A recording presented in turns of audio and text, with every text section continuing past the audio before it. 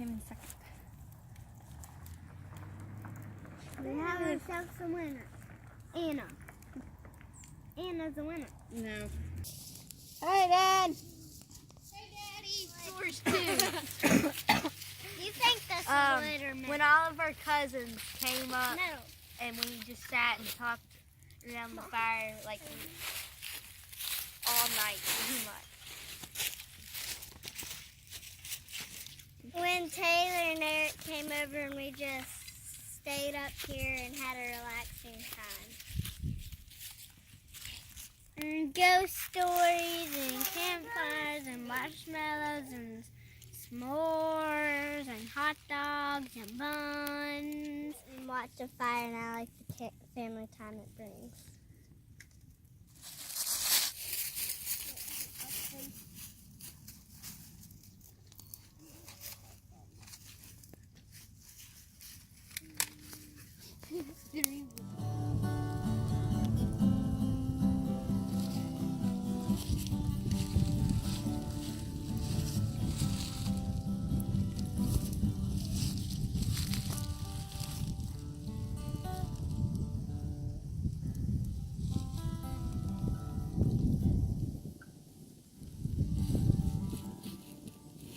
Matthew just made a marshmallow drop.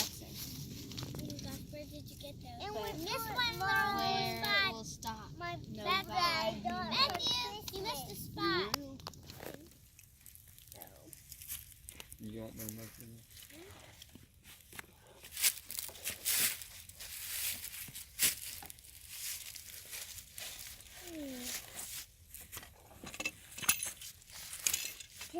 Here, give me a perfect piece of chocolate, y'all. This is my This one will not do.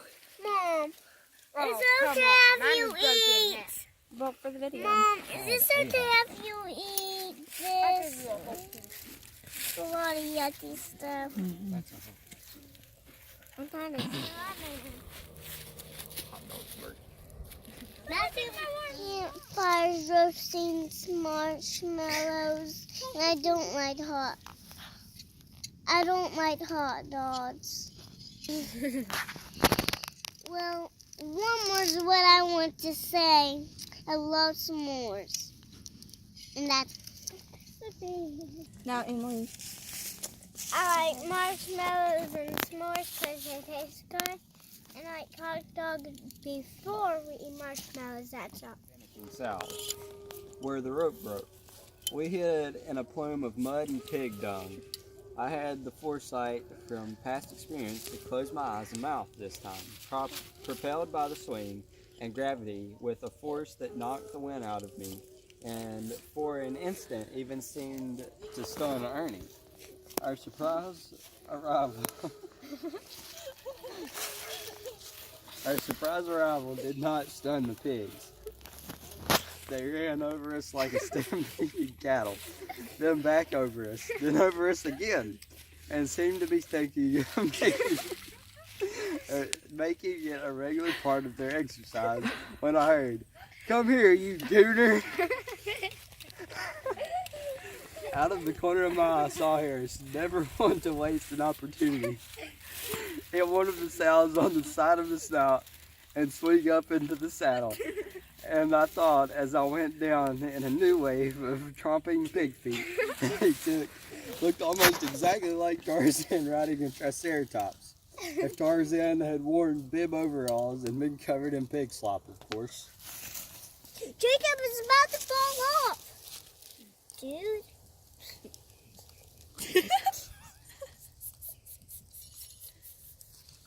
So much fun.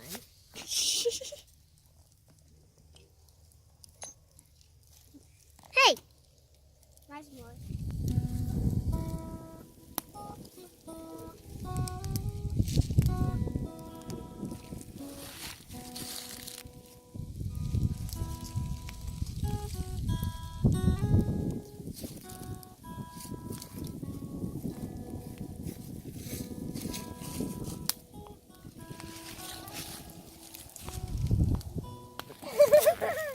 Jacob, be quiet.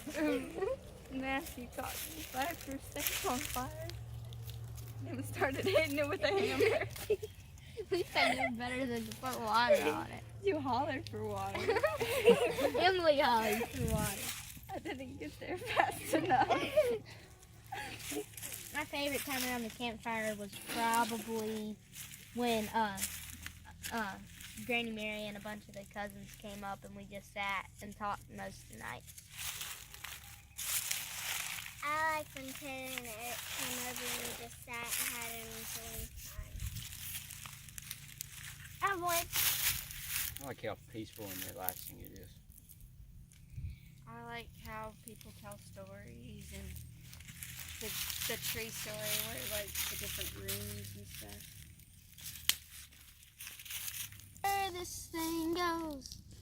If it's meant to be, it'll be, it'll be. Baby, just let it be. Won't you ride with me? Ride with me. See where this thing goes. If it's meant to be, it'll be, it'll be. So baby, just let it be. I don't need it. So upset, but my heart's been broke a couple times By a couple guys that didn't treat me right, I won't lie. Ada, come on.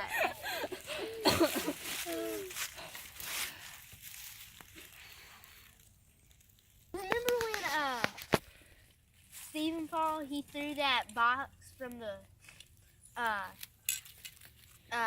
workshop over at Deb's and Uncle Dan? Yeah, and he burned his face and his like his eyebrows and everything were gone. I remember when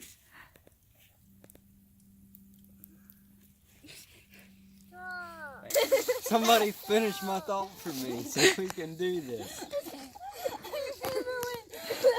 had a dummy in his fire. Sat down there for weeks. I'm like, Come on, Jacob, what do you love about those? Please tell me. There's never a dull moment. All of the enjoyable moments that we've spent.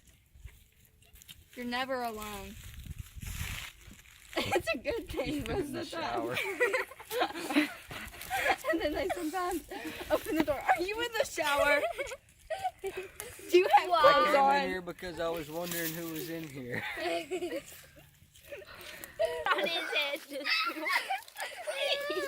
I said on his head. Matthew sat on my head this morning trying to get out of bed. I woke up, then I heard the TV on and couldn't go back to sleep. I woke up, and then I go back to sleep, and Emily comes in and she's like, Anna.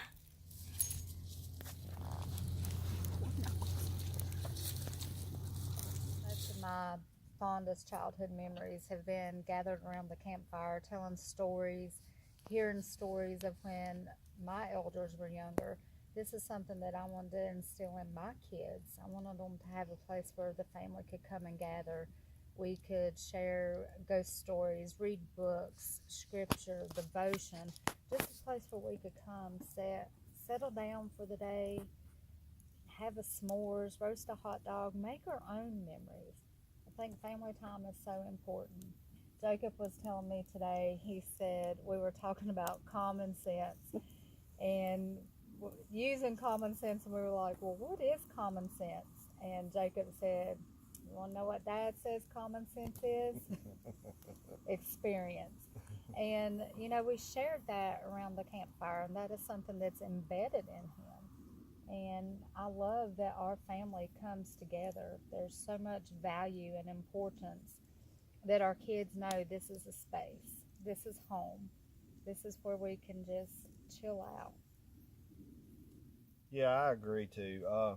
You know, one thing about the campfire is when we come out here, we can get away from all the distractions that we have inside the house, whether it's a radio or the TV or any of that. So what we try to do is we can have an atmosphere around the fire where we can kind of focus on what each other has to say, and we we try to, you know, pay attention to what stories and or experiences that the kids or anyone in the family um, are having at that time or remember. And I think it's really important that when you're speaking to people or even your family, you need to take time out where you give them your undivided attention to where they truly do understand where you're coming from, or at least give you that sense of feeling that,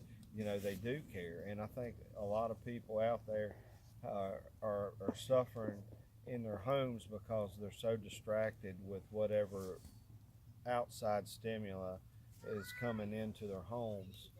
And I think that some people some people feel detached to their families because they don't have that time where someone is there that is looking them in their eyes, and they are actually listening to what they say and have input. Whereas in other situations, you may have someone that, well, they're looking at their phone or they're staring into the television set, and they're not really paying attention to what the others, their loved ones, that what they're saying. And I think that sometimes that families feel that the people that their loved ones and the people that really do care for them don't care as much as they do because they don't give them the attention that they feel like they need in that certain situation.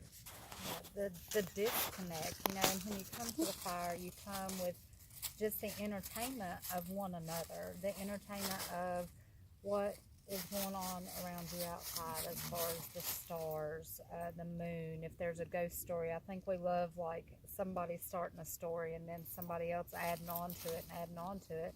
And it creates such an atmosphere of memory. This stimulates when you smell a campfire, you'll remember stories of great times. When you see the fire, when you hear the leaves rustling. We were talking this evening that more campfires should be in the fall because you're not so hot in the summertime trying to roast your s'mores, and it was just a super relaxing day. And you know, the value that the legacy, we want to leave our kids, I think, a legacy of faith, a legacy of great memories, where they're positive, they're encouraged, they find strength in one another and themselves, and they can use a campfire as a place to get away and reminisce. So as a parent, we forget that there are important goals that we need to set. What are our goals weekly, daily, monthly? What does this look like? What is our ultimate goal with our children? How do we want them to end up? And that just got me to thinking, you know, we need more goals, more action, not just saying, okay, I want this to happen. What are we doing? How are we investing our time?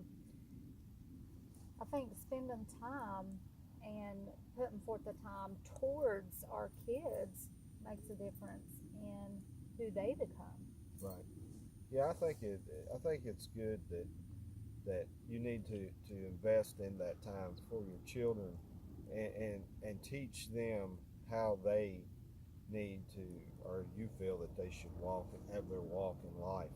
And I believe that I know personally I have goals for the kids and how I would like for them to be, and a lot of it is around being trustworthy, telling the truth, being humble, and helping others when needed. Sometimes you get in situations where you try to help and maybe people don't want you to help, but sometimes one of the things I think is good to teach is trying to help them realize when people are really needing help and want you to, or would accept the help and not help someone when they're not really wanting your help. Yes, and I think teaching your kids to have integrity. Yes. Respect Absolutely. for other people, respect for their time, their space. So what we try to do is come up with ways and goals that every day we're instilling in our children how to respect other people's time, how to respect their own time, how to get the most out of life, accomplishing their goals, what they're setting out to do.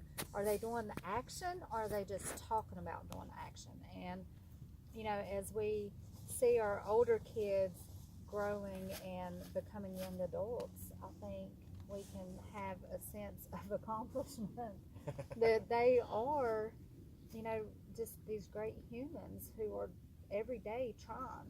But parents, there's a, you know, sometimes it's hard. There's a struggle, and you got to know, hey, today is a new day. Let's start over. Let's have grace.